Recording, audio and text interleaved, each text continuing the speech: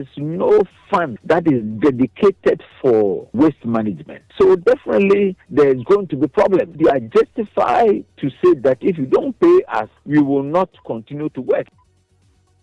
Also in this bulletin, sponsors of the National Coalition for Proper Human Sexual Rights and Family Values Bill clash on its current status.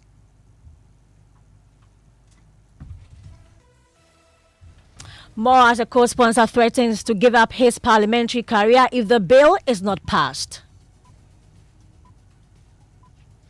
And in sports fund bill is set to be presented to Parliament as government seeks to resolve financial challenges facing the sector. And public outrage and strong condemnation across Ghana after a viral video captured a plainclothes soldier brutally assaulting a pharmacy attendant and a woman who tried to intervene. This was an attempt to kill the girl. I mean, just look at the size of the man. When I saw the thing, I couldn't look at it. This is an animalistic behavior. Yeah. PTSD. If he is an active military person, I'm sure the military hierarchy may look at that. Not to free him or this. There is more as the Ghana Armed Forces has confirmed the arrest of the officer at dawn today. We'll hear from the Defense and Interior Committee. Also coming up.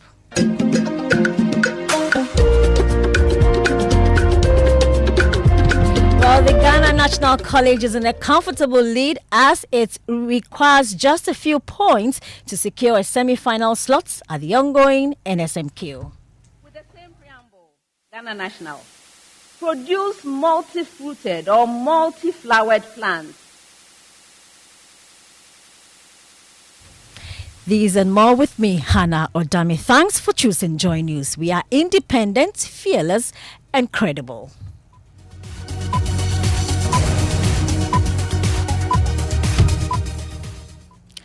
In our first story, the minority in Parliament is criticizing government for failing to pay waste management service providers across the country.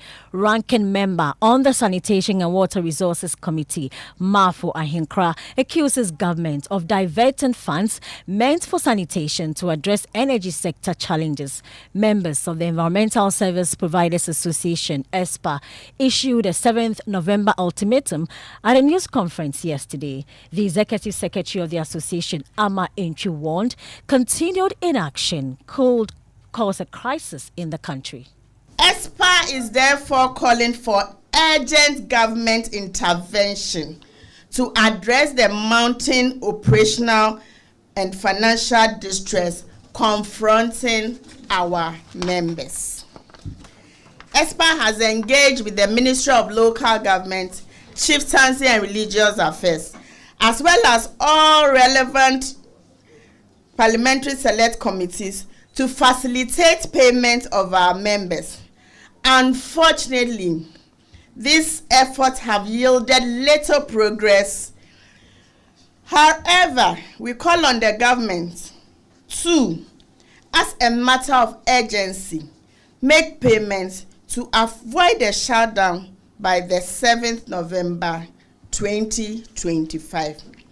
We therefore appeal to the government for the immediate release of outstanding payments owed to all waste management contractors by the 7th of November 2025. Without this intervention, service providers may be forced to suspend operations nationwide. We had the Executive Secretary of ESPA, Ama Entry. Thankfully, we have joining us on the phone lines a member of ESPA, Julius Setre. Thanks for joining us this afternoon. To begin with, how much exactly does government owe your members? Hello, Julius. Hello. Good afternoon. We want to find out how much exactly government owes your members. To be precise, good afternoon and good afternoon to your listeners. To be precise, we cannot come out with the figure, but the figure is above 1 million Ghana cedis. What reasons has government given for the delay in releasing this amount of money you just mentioned?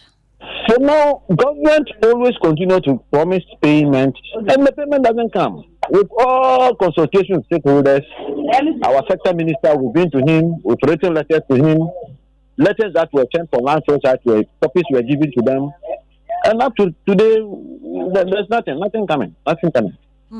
And so you have issued an ultimatum, which is just about 8 days away. What specifically will you do if government fails to meet that deadline? With the deadline, the 7th November that we are even discussing, talking about, was even negotiated for. The close down was supposed to be on 31st.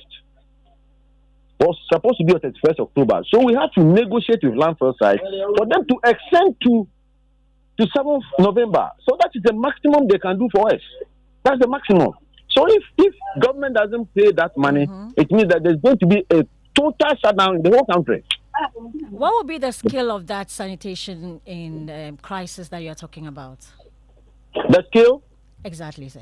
The impact you can know. Even they are accusing us for not even performing well. And if we decide to even fold up entirely, then you can imagine what will happen in the country. With the cholera outbreaks, the infections, the malaria, a lot. We wouldn't see the city. We wouldn't see the city clean. We wouldn't see rubbish being picked, right? Definitely. Well, nobody will go and pick rubbish. No rubbish will be picked, even in the central market at all. No company is ready to pick anything anywhere in this country. But then, has the Sanitation and Water Resources Ministry also engaged you since you issued this ultimatum? We have not engaged the Sanitation and Water Resources. Our sector minister is the local government. So we have been to the local government. We have spoken with the Parliamentary Select Committee on Waste Management, and it was all assurance. But the fact is that the banks are chasing us for their money. Some of our colleagues are in court for defaulting. You do not want any assurance anymore? No. Assurance doesn't pay bank loans. Okay. Thank you very much. And as we will be following up on this story as and when it develops. Well, the minority in Parliament says government is solely to blame if the strike goes ahead. Marfo Ahinkra, ranking member on the Sanitation and Water Resources Committee. The law gives us an opportunity to collect funds that becomes, funding for waste management. And then this government came and decided that instead of using that fund for the management of waste, they decided they are going to add that fund to the energy levy. But it was very categorical. It was stated categorically that this is for management of waste. And so there is no fund that is dedicated for waste management. So definitely there is going to be problems. So they are justified to say that if you don't pay us, we will not continue to work. Because if they work and they don't have even any reason to know that today or tomorrow they are getting money, meanwhile you are collecting the money from the people. They are justified. The government should have a way of talking to them and to assure them of payment. You heard the ranking member on the Sanitation and Water Resources Committee, Marfo Ahinkra. Let's move on. And sponsors of the National Coalition for Proper Human Sexual Rights and Family Values Bill have clashed on its current status. As some argue for government to take full ownership of the bill, others believe that will not augur well for the public. Speaking on PM Express on the Joy News channel, the bill's lead advocate, Moses Fua Ameni, called for its reintroduction as a public members bill. An act he says will facilitate, reduce the delays. The original bill had a policy balance, and therefore there was care, treatment, and support, which by definition, I was pretty material to the drafting of the bill. We stated that the cost would be borne by the individual himself who needed the help, or by civil society organizations. Church, etc. Exactly. But that was taken out, and there was also flexible sentencing policy so that we recognize in the policy balance, look, this bill was not just brought out. We thought through it. The LGBT movement and their propaganda always has been that, you want to throw people in prison. We said, no. You think it's a lifestyle, you want to glamorize it. That's fine. We over here think that there are people who have got those challenges, and if they have those challenges, we help them. So in the bill, we said that if you need a care, treatment, and support, or even do an arrest, do an sentencing, trial, even when you're in prison, and you agree that you need help, then you will be given. And the law allowed for flexible sentencing. But the issue of cost became an issue. because they said the health facilities, who is going to pay? Although the drafting language was clear, the former Attorney General actually drew a statement, if you remember. Yeah.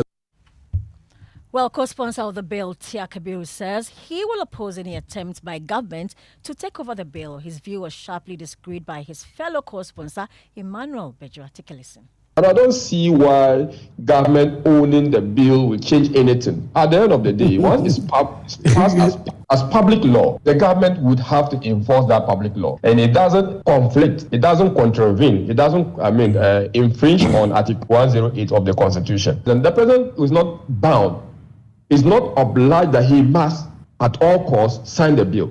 Those of us who have decided to bring it back decided that, well, the bill has already been passed in its state and form. Why don't we reintroduce it as a private member's bill? The government can arrest it now that, well, yes, indeed, it's been introduced as a private member bill, taking it off. And I want to bring it as a public bill. There's nothing wrong with that.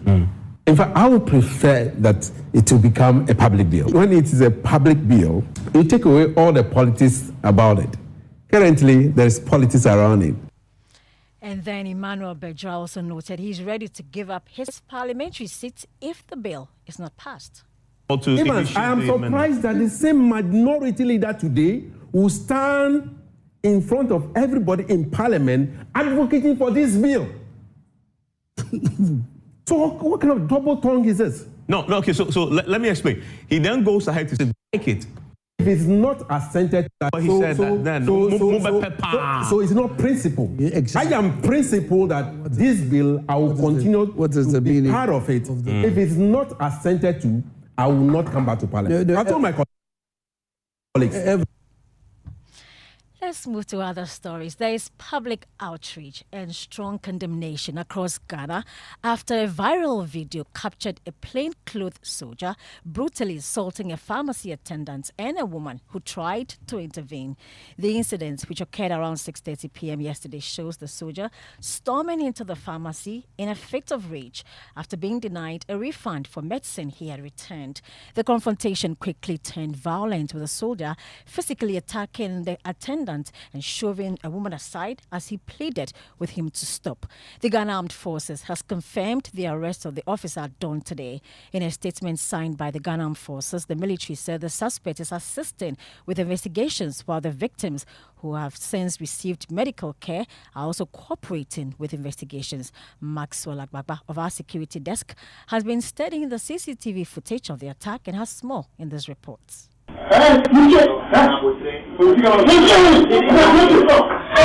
a video that has since gone viral, a soldier in plain clothes identified as Warrant Officer Class 1 Williams Mensah is seen angrily walking towards a pharmacy. He snatches what appears to be medication from a boy who was following him.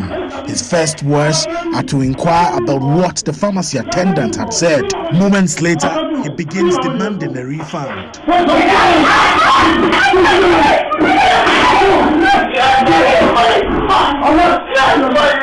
The pharmacy attendant is heard pleading with him to be patient, but the soldier continues to insist on getting his money back.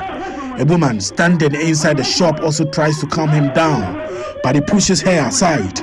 The woman questions why he pushed her, prompting the soldier to approach her again.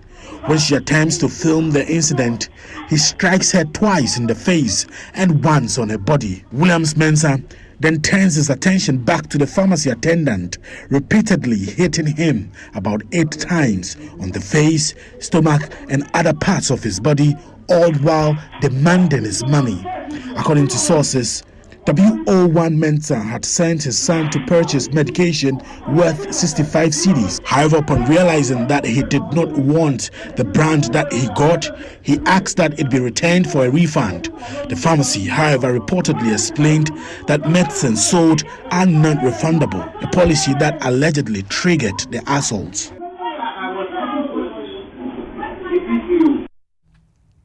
Well, on the AM show on the Joy News channel, panelists didn't hold back their criticism, describing the soldiers' behavior as unacceptable. Let's hear from Chief Executive Officer of GIFEC, Rashid Tanko Computer.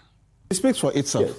It's clear. Yes. This one there, you don't need to belabor it. It's a straightforward matter. And it's probably you guys will do a summary judgment. Yes, you have seen that it's a clear assault. I mean, unprovoked and all that kind of thing. And that's what I was giving the dictum, which says the rest after liquidity. So when matter speaks for itself like that, it makes it easy to prosecute. And then so the guy will be dealt with. Seriously, when I saw the thing, I couldn't look at it twice. Like, this is an animalistic behavior. Yeah. And should be condemned at all levels. It is very bad, terribly bad.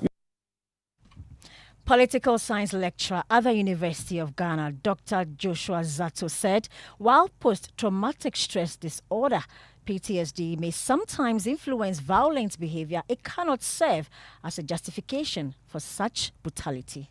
Because that behavior, I think that may be the only theory that may try to explain why he will behave like that. Not justify his actions, but the why he would do that.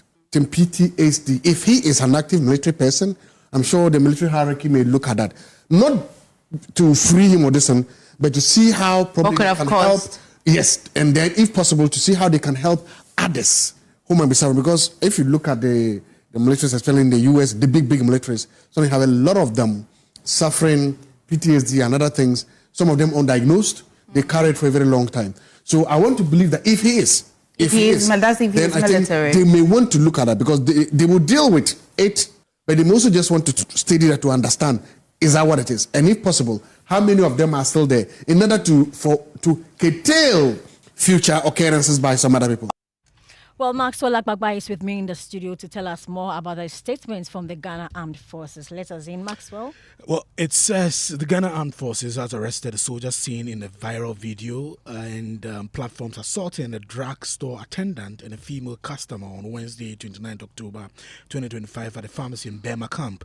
The arrest of the suspect was carried out by the Ghana military police personnel at dawn today. The suspect is assisting in investigations over the incident. The victims have also undergone medical attention and are also assisting with investigations. The Ghana Armed Forces says it is assuring the general public that it will not condone any acts of assault on civilians and will not shield any soldier engaged in such. And it's signed by the Acting Director General of Public Relations, Captain Victoria Jo Ahin. Thank you, Maxwell Akbagba. We have on the phone lines the ranking member on the Defense and Interior Committee in Parliament, John Intim-Fojo. Reverend John Intim-Fojo, thanks for joining us. Well, incidents like this have happened before. Do you think this points to a deeper systematic problem within the Ghana Armed Forces, or would you just describe it as an isolated case? Yeah, good afternoon. We condemn this incident that occurred, the soldier that was seen clearly in a video assaulting a pharmacist and a client who had just gone to the pharmacy shop. Nobody knows the provocation, but whatever it is, that attack was unwarranted. The assault was barbaric and can never be condoned. But I want to swiftly commend the top hierarchy of the Ghana Armed Forces for the very swift action they've taken, the arrest of the warrant officer and the initial processes they are undertaking. I would also want to see it through to its logical conclusion. The Ghana Armed Forces may deal with the professional conduct aspect of it, but this is a criminal incident, and so it is expected that they will collaborate with the Ghana Police Service, where investigations will properly establish every applicable charge under the criminal code that has to apply in the prosecution of this case. But we must also be careful not to generalize this in attempt in commenting on this matter. We have several thousands of very professional soldiers, very fine soldiers, one of the most formidable and one of the creditably conducted soldiers we have in the world, the Ghana Armed Forces. And so if one in a very isolated incident this way goes to, in a very barbaric way, attacks and assaults civilians, we should not generalize that. This is not representative of the Ghana Armed Forces we know, and that is why I commend authorities for the swift move in handling this matter and to deal with it within the very case that it individually represents. But Well, you have said that you commend the armed forces, but some are asking that should there be additional steps, perhaps a public accountability process to restore public confidence? A public accountability process? Mm-hmm. Perhaps that's what... To do what? To restore confidence. To restore confidence. No, I do not think that there's any doubt on the credibility of the Ghana Armed Forces.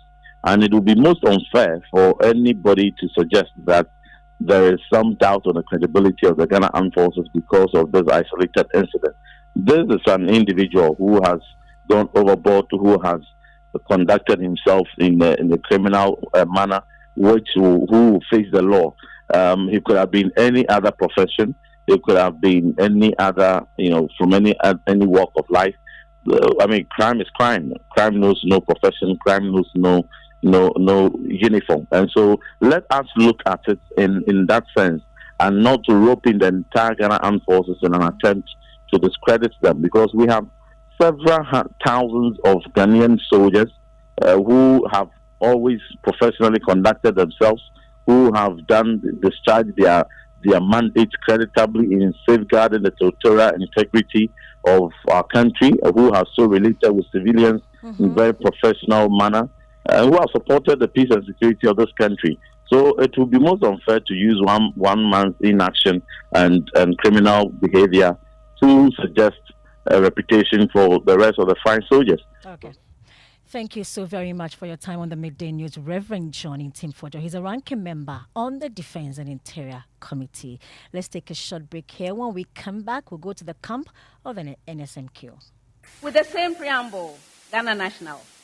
Produce multi-fruited or multi-flowered plants.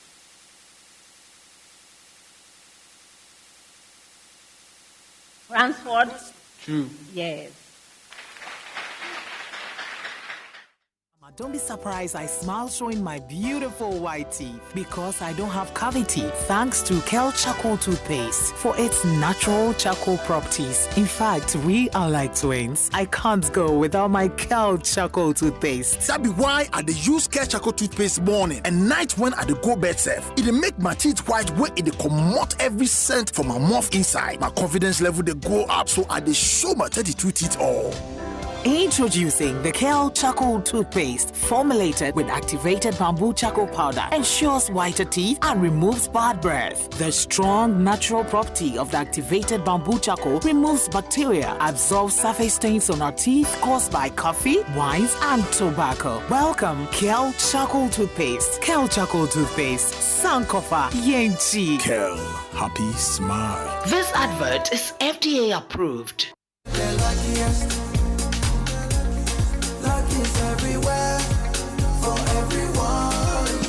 This year is going to be sweet. I don't just feel it, I know it, because the Luckiest Season 3 is back.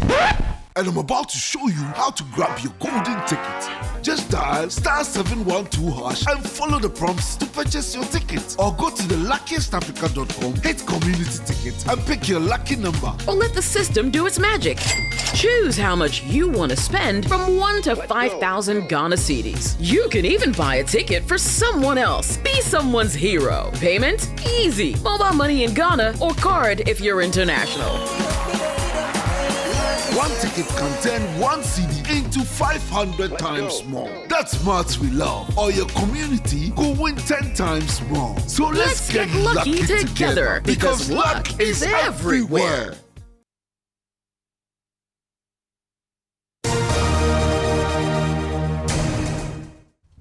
Welcome back to the Midday News, and we have Mubarak with sports. Thank you very much, Hannah. The government of Ghana says it remains committed to addressing the financial challenges facing national teams and other sporting disciplines through the establishment of a sports fund. The bill has been approved by Cabinet and will soon be presented to Parliament for consideration. Here's Government Communications Minister Felix Kwachi Ofosu. We've had concerns about the state of Ghana sports, football, athletics, boxing, and what have you. The state of infrastructure. This bill will generate significant resources that enables us invest in sports in a manner that yields the outcomes that we want. Because we cannot expect to perform at the highest level and compete globally when we are not investing what we should. relying on government of Ghana funding proves difficult at times because of all the competing needs that we have. So having a dedicated fund that would ensure consistent and regular investment in sports is something that we should all be happy about. Yeah, that's the Minister for Government Communications, Felix Kwachi Ofosu.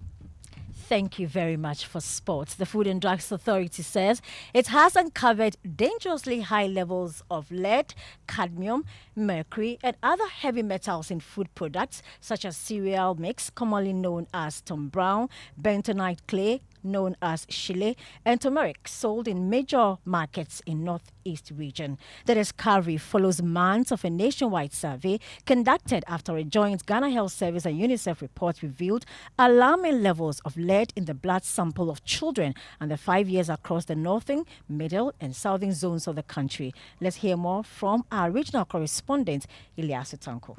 According to the Food and Drugs Authority, 4 products, particularly those meant for pregnant women and children, sourced both locally and internationally, were sampled. For cereal mix, commonly known as Tom Brown, 4 samples were analyzed and all were found to contain cadmium contamination representing 100%. In the case of turmeric, 2 out of 6 samples analyzed tested positive for lead contamination representing 33.3%. For bentonite clay, also known as Chile, 8 out of 9 samples failed the test, indicating a 95% lead contamination rate. Coal, locally called kaji, was found to contain both lead and cadmium contamination at levels of 72% and 33% respectively after 9 samples were analyzed.